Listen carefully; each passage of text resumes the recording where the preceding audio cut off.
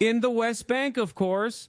That's right. Just remember, before people say, Hasan, you never criticize China or whatever, okay? This technology, or a similar version, a more primitive version of this technology, is currently being implemented in the West Bank. And it's actually, the origination is Chinese, for the record.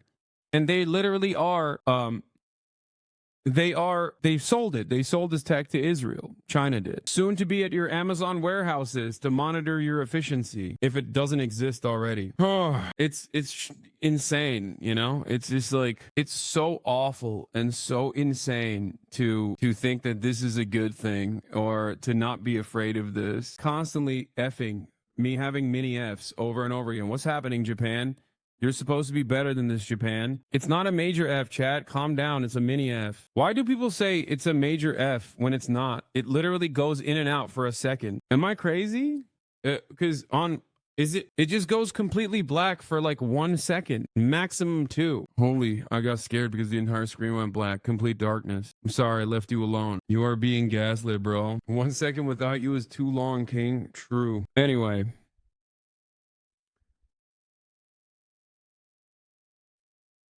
You lied on China.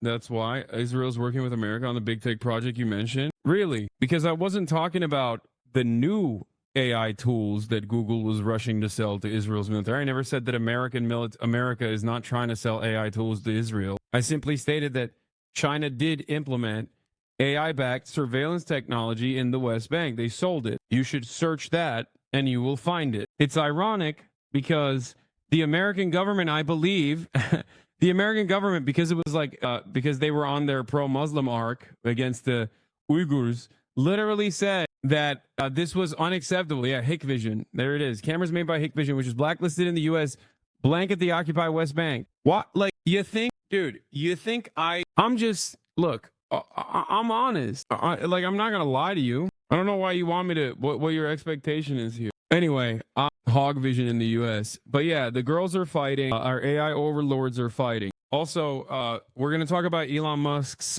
Costco double down moment. Okay, we got that coming up too. But before we do that, I did want to talk about Donald Trump's involvement with Saudi Arabia real quick, because this is a really good video. Presidential election. Donald Trump appeared at a UFC event, flanked by bullet-headed UFC CEO Dana White. Bullet-headed. And Elon Musk, who had just spent $270 million electing Trump. But there was another person there who wielded as much influence and wealth as pretty much anyone alive.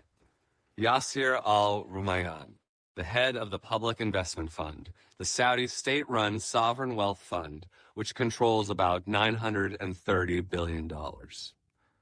Al-Rumayyan could claim some degree of ownership of practically everyone and everything around him that November night. From UFC, which was planning some splashy events for Saudi Arabia, to Elon Musk, whose companies had long been recipients of Saudi investment capital, and Trump himself, a stalwart Saudi ally whose political, economic, and family interests had come to depend on Saudi largesse. It's clear that Saudi Arabia has been investing in Trump and Trump world for a long time. I love the Saudis. Many are in this. Lobbyists representing the Saudi government paid for an estimated 500 rooms at President Trump's D.C. hotel. A Live Golf Invitational, a Saudi-backed golf touring, Trump's national Doral. They buy apartments from me. They spend $40 million, $50 million. Trump Tower, Jeddah. Am I supposed to dislike them? I like them very much. And foreign governments, they understand they're dealing with a transactional president. Crown Prince, thank you very much. Thank you for being. And now, as we head into a second Trump administration, the question is, what more do they want? How would you describe the relationship between the United States and Saudi Arabia? I think it's fine, but with me, it will be GREAT, great. The host of the FIFA World Cup 2034 will be Saudi Arabia. What we're seeing with Saudi Arabia is unprecedented because of the sheer amount of money that they put in. Kareem Zidane is an investigative sports journalist. They're investing in absolutely everything. Al-Rumayyan's appearance at the UFC fight wasn't just about Trump. Sports have become a key part of Saudi Arabia's investment and influence peddling strategy. Kareem and his colleagues have... I think this is a lot better. Right. In terms of the background, I feel like this looks a lot better. Yeah, it's just like, it was just too blasted. But I'll keep it on and when it's dark out in the mornings because I think it's a cool background. But this is like it was too blown. So turn it around, the sun in your face. No, the background. I wanted the background to look cool. But just join while you're streaming from an undisclosed location. I'm hiding from the authorities. The game mapped over 910 sponsorships from Saudi entities in 2024 across the globe. There's the ownership of the Premier League's Newcastle United, the creation of Live Golf, a competitor to the PGA Tour, a sponsorship of the Women's Tennis Associations, backing Formula One's Aston Martin. There's MMA, esports, equestrianism, wrestling, cycling, billiards, and a potential new venture into boxing. As a matter of fact, it might be easier to list the sports that Saudi Arabia hasn't invested in.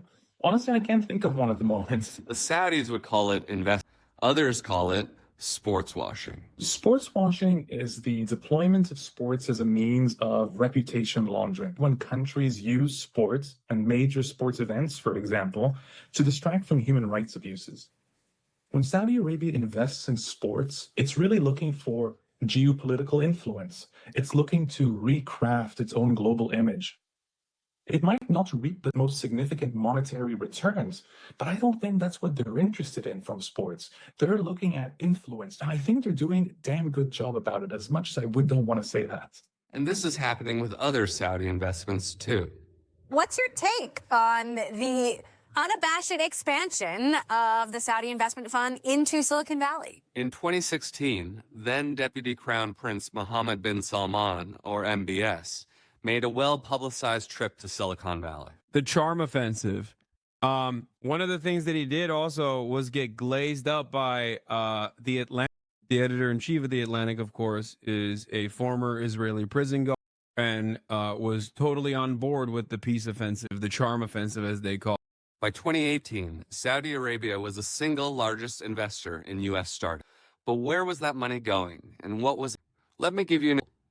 When Twitter was a public firm, the Saudi Kingdom Holding Company was its largest outside shareholder, owning a bigger part than even co-founder and longtime CEO, Jack.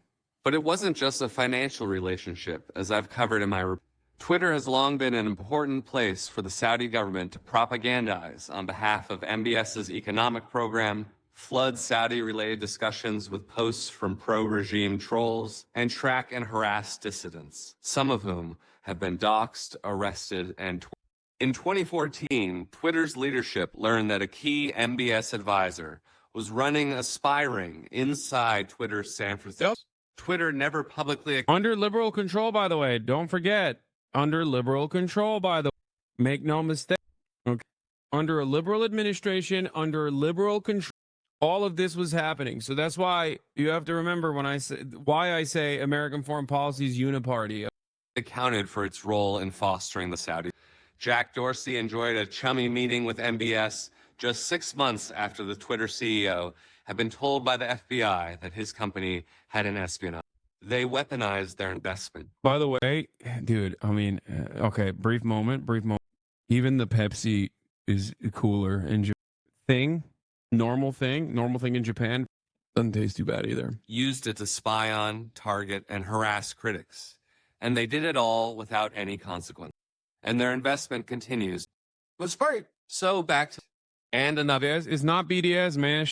God damn, won't even let me drink my awful that the good thing, Diet Coke got banned. Diet Coke is